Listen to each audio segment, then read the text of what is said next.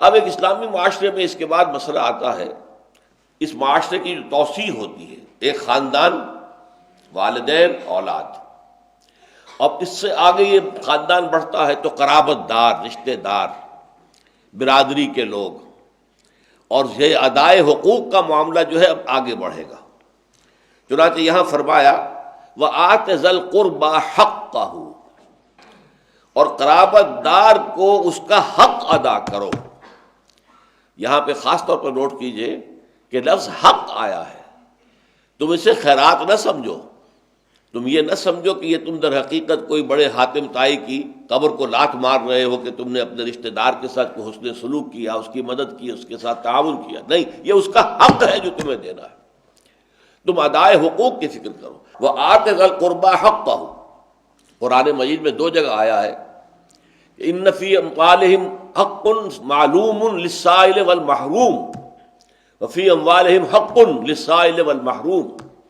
سائل جو ہے مانگنے والا، محروم جو ہے معاشرے کے اندر پیچھے رہ گیا ہے، ضروریات اس کی جو ہے پوری نہیں ہو رہی، تو ان کا حق ہے، جو بھی صاحب ثروت لوگ ہیں جنہیں اللہ تعالیٰ نے ان کی ضرورت سے زائد دے رکھا ہے، ان کے ذمے واجب الادا ہے، ان کا حق ادا کرو۔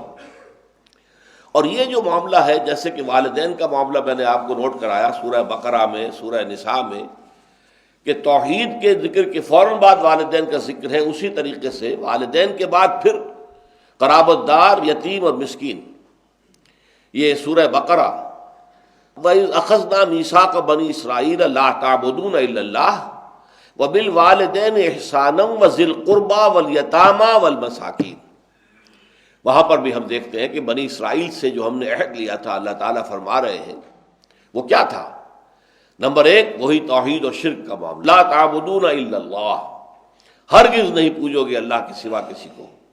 وبالوالدین احسانا، والدین کے ساتھ حسن سلوک، وذی القربى والیتامى والمساکین، اور والدین کے ساتھ ہی قرابت دار بھی اور یتیم بھی اور مسکین بھی۔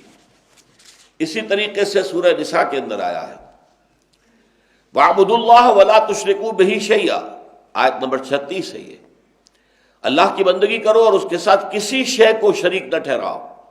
وَبِالْوَالِدَيْنِ إِحْسَانًا وَبِذِي الْقُرْبَى وَالْيَتَامَى وَالْمَسَاكِينِ وَالْجَارِ ذِي الْقُرْبَى وَالْجَارِ الْجُنُبِ وَالصَّاحِبِ بِالْجَنبِ وَابْنِ السَّبِيلِ وَمَا مَلَكَتْ أَيْمَانُكُمْ۔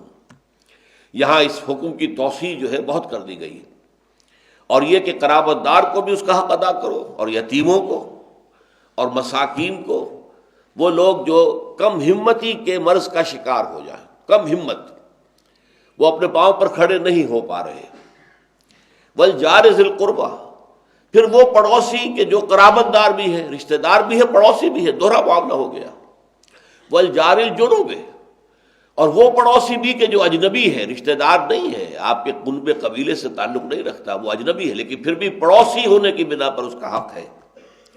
والصاحب بالجنب، اور ایک پڑوس ایسا ہوتا ہے جو بہت عارضی ہوتا ہے، آپ بس میں سفر کر رہے ہیں تو کوئی شخص آپ کے برابر کی سیٹ پر بیٹھا ہوا ہے، وہ آپ کا پڑوسی بن گیا، یہ آپ کے ساتھ بیٹھا ہوا شخص جو ہے یہ عارضی طور پر یہ آپ کا پڑوسی بن گیا ہے۔ وابن السبیل، اور مسافر کو، وما ملکت ایمانکم، اور جو بھی تمہارے جو ملک یمین ہے، جو تمہاری ملکیت ہے، ان کو بھی حق ادا کرو جو اللہ تعالیٰ نے تمہارے مال میں ان کا رکھ دیا ہے۔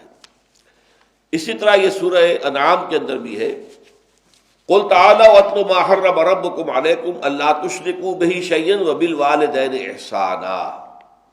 اس میں بھی جو اللہ تعالیٰ نے والدین کے احسان کے ساتھ جو ہے اس کے بعد یتیموں، مساکین اور ان کے احسان کا ذکر کیا ہے۔ تو یہاں فرمایا وَآتِ ذَا الْقُرْبَى حَقَّهُ وَالْمِسْكِينَ وَابْنَ السَّبِيلِ، اور مسافر۔ پرانے زمانے میں یہ ہوتا تھا کہ حالت مسافرت میں اب بھی ہو سکتا ہے کسی شخص کی جیب کٹ گئی، پونجی جو ہے اس کی ختم ہو گئی، اب ظاہر بات ہے کہ وہ ہاتھ پھیلانے پر مجبور ہو جائے گا۔ اسی طریقے سے کوئی ایسی صورتحال پیدا ہو گئی سفر کے اندر کہ کوئی شخص چاہے وہ اپنے گھر میں صاحب نصاب ہے اور زکوٰۃ دیتا ہے، لیکن اس وقت جو ہے وہ ایسی حالت میں پھنس جاتا ہے کہ اس کی مدد ضروری ہو جائے۔